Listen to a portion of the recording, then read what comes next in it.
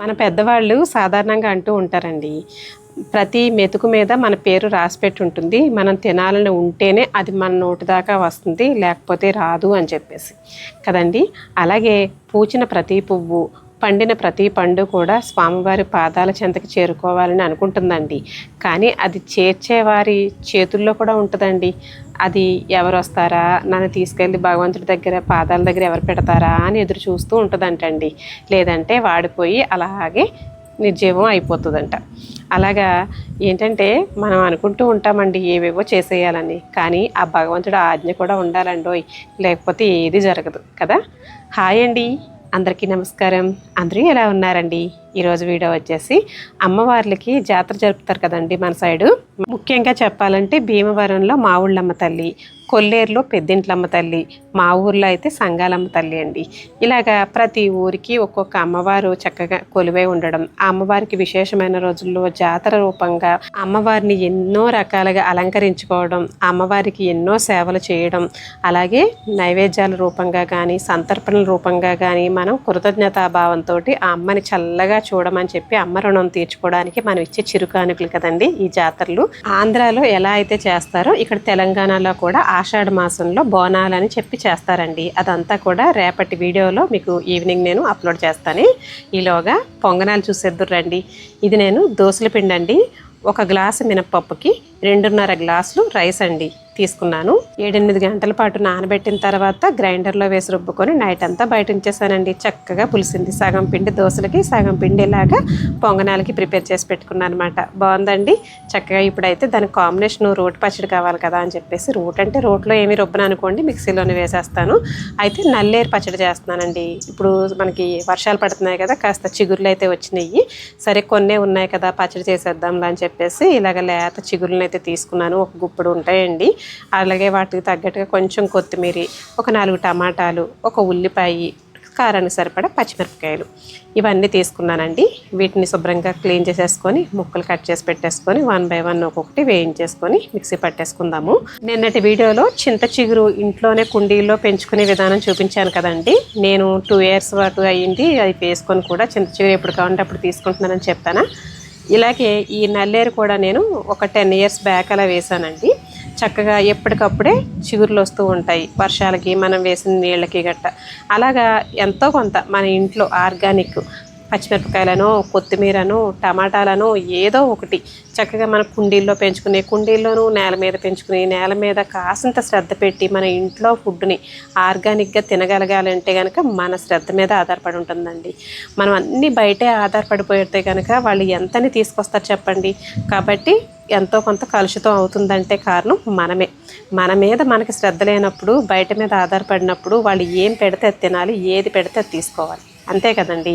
ఇప్పుడు సపోజ్ ఇది గుంత పొంగనాలు కూడా మనకి ఫాస్ట్ ఫుడ్లోకి వచ్చేసిందండి. ఇప్పుడు ఇది కూడా చాలా ఫేమస్ అయిపోయింది. గుంత పొంగనాలు వేసి ఫాస్ట్ ఫుడ్ దగ్గర ఆయిల్ డీప్ ఫ్రై లేకుండా ఇష్టపడలేదని చెప్పేసి ఆ డీప్ ఫ్రై పక్కన ఇలాగ పొంగనాలు కూడా పెట్టి ఇది ఒక బతుకు తెరువుగా చక్కగా చేసుకున్నారు. కరెక్టే, కాదంటలేదు. కానీ అదే ఒక 5గురు ఉన్నామనుకోండి, సపోజ్ మనం బయటికి వెళ్ళి తినాలంటే ఒక రోజుకి ఎంత అవుతుందో చెప్పండి. అందులోనూ వాళ్ళు వేసే ఆయిల్ కానీ, అక్కడ ఉండే వాటర్ కానీ, అట్మాస్ఫియర్, ఇవన్నీ కూడా చూడాలంటే, అంటే ఎప్పుడు నేను కరెక్ట్ కాదని అన్ను, ఎప్పుడైనా ఒకసారి సరదాగా అందరం వెళ్ళి తింటే అదొక అర్థం అండి. కానీ ఎక్కువగా యూత్ అంతా కూడాను ఇంట్లో చేసే ఫుడ్ కన్నా కూడా బయట ఫుడ్ మీద ఆధారపడుతున్నారండి. సరదాగా ఫ్రెండ్స్తో వెళ్ళి కాసేపు వెళ్ళి తినటము, లేదంటే ఏదైనా అకేషన్ అనో ఇంకోటో అని పేరు చెప్పి వెళ్ళడం, తిని రావడం, అలా హెల్త్ ఖరాబ్ అవుతుందని చెప్తున్నానండి. కాబట్టి ఇంట్లో ఫుడ్ మనకి ద బెస్ట్ ఫుడ్ అని చెప్పాలండి. అమ్మ ఎంత శ్రద్ధతో చేసి పెడితే పిల్లలు అంతే శ్రద్ధతో ఇంట్లో తింటారు. బయట ఫుడ్కి ఇంట్లో ఫుడ్కి వాళ్ళకి వేరియేషన్ తెలిసిపోతుందండి.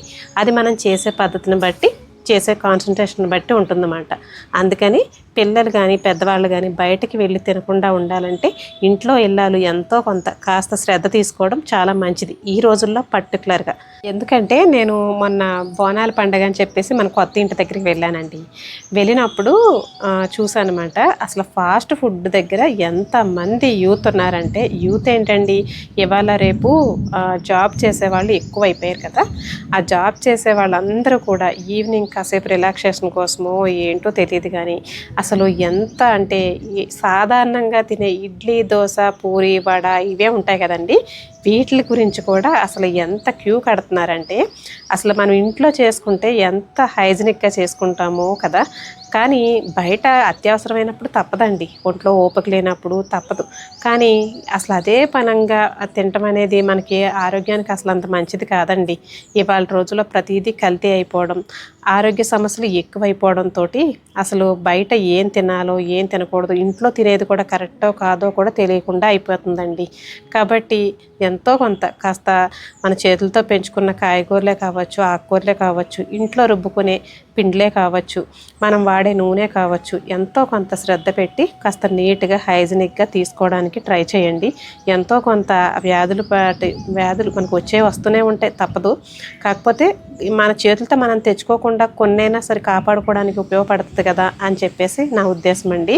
ఇదిగోండి, ఇంకా నల్లేరు అయితే చక్కగా వేగిపోయింది. అలాగే పోపు దినుసులు అన్నీ కూడా 1 by 1 ఒక్కొక్కటి ఇలా వేసేసుకున్నాను.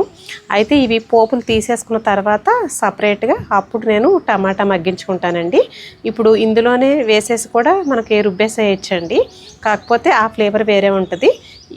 ఇప్పుడు ఇలా తీసేసి ఇది మిక్సీ పట్టిన తర్వాత అప్పుడు మనం టమాటాలు మగ్గిపెట్టిన తర్వాత ఆ గుజ్జు మనం కలిపి మిక్సీ పట్టింది ఒకలా ఉంటుందన్నమాట. ఎప్పుడైనా సరే వేడి మీద వేయకూడదండి, చల్లగా వేయండి. చల్లారిపోయిన తర్వాత మిక్సీ పట్టుకుంటే ఆ టేస్ట్ మీకు డిఫరెంట్ తెలుస్తుందండి, దానికే తెలుస్తుంది. శ్రద్ధ అనేది ఉండాలండి. ఫుడ్ అయినా సరే, మనం చేసే పని ఏదైనా సరే, మన ఇంట్లో ₹1 దాచుకున్నా ఏం చేసినా కూడాను ఎక్కడ పెడుతున్నాము, ఎలా దాస్తున్నాము, ఇవన్నీ కూడా కాన్సన్ట్రేషన్ అనేది ఉండాలండి. అది లేకపోతే మాత్రం ఇంకా అది మనకి ఫుడ్ ఒకసారి అంటే పాడైపోయింది, సరేలే సరిగ్గా రాలేదనేసి సరిపెట్టుకుంటాం. కానీ మనం దాచుకునే రూపాయి పోయిందంటే మళ్ళీ అది తిరిగి కష్టపడి సంపాదించడానికి ఎంత టైం పడుతుందండి. కాబట్టి రేపటి నెక్స్ట్ వీడియోస్లో కూడా కొన్ని మనకి జనరల్గా మనకి ఇంట్లో చేసుకునే వాటిని నేను ఇంకొన్ని యాడ్ చేసి చెప్దాం అనుకుంటున్నానండి. మీకు నచ్చితే కనుక కామెంట్ అయితే చేయండి.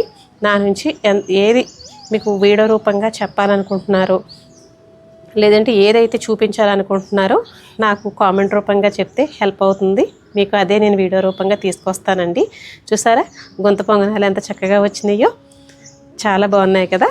ఇవి మనం ఓట్స్ తోటి, తర్వాత మిల్లెట్స్ తోటి డిఫరెంట్గా చేసుకోవచ్చండి. ఈరోజు వంట గురించే కేవలం నేను డిస్కస్ చేయకుండా ఏంటి మిగతా విషయాలన్నీ కూడా ఇంక్లూడ్ చేస్తున్నాను అనుకున్నారండి. కామన్ అయిపోయింది, ఒక ఫుడ్ ఎలా తయారు చేయాలి అని చెప్పేది వీడియో వచ్చేసరికి అందరికీ రొటీన్గా బోర్ అని అనిపిస్తుందండి. కాకపోతే మనకు ఉపయోగపడే విషయాలు కూడా మాట్లాడుకోవడం ద్వారా ఒక వంటకాన్ని చూసినట్టు ఉంటుంది. దాని ద్వారా ఒక మంచి మాట మనకి ఉపయోగపడేదైనా సరే విన్నాము అన్నట్టుగా కూడా మనకి బాగుంటుంది కదా అని చెప్పేసి నేనైతే ఈ వీడియోలో ఇలా నేను మాట్లాడానండి. అలాగే ప్రోటీన్ కోసం కంపల్సరీ చిన్నపిల్లలు కానీ పెద్దవాళ్ళు కానీ ఒక కోడిగుడ్డుని, ఇప్పుడు నాటుకోడి గుడ్లు దొరకట్లేదు, అన్నీ కూడా కల్తీ అయిపోయినాయి అని చెప్పేసి పక్కన పెట్టేకండి. ఇంకా దొరికిందే మహానుభావ. ఇందులో వచ్చే ప్రోటీన్ కాస్త కూస్త అందుతుంది కదండి. మరి నాటుకోడి గుడ్లు అంటే ఇప్పుడు ఆర్గానిక్ ఫుడ్ లాగే ఈ నాటుకోడి గుడ్లు కూడా ఎన్నని తెస్తాము, ఎంతని కొంటాం చెప్పండి. ఇప్పుడు మామూలు గుడ్డే ₹10 అయిపోయింది, నాటుకోడి గుడ్డు ₹25 అంటండి. ₹25 పెట్టి నాటుకోడి గుడ్డు తినే రోజులా చెప్పండి. అందులో ఇంట్లో 4 ఉంటే 4, 5 ఉంటే 5. కాబట్టి మనకి నియర్ బై దొరికే ఫుడ్ని కొంచెం మనం ఆర్గానిక్గా దాన్ని నీట్గా మనకు దొరికేవి తప్పదు కొనాలి, దొరకనివి కొనుక్కోవాలి తప్పదు.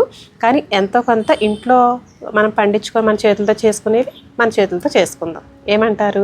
ఈ వీడియో ఎలా ఉందనేది కామెంట్ అయితే చేయండి. వీడియో నచ్చితే లైక్ చేసి షేర్ చేసి సబ్స్క్రైబ్ చేసుకొని చూడండి. ఉంటానండి మరి.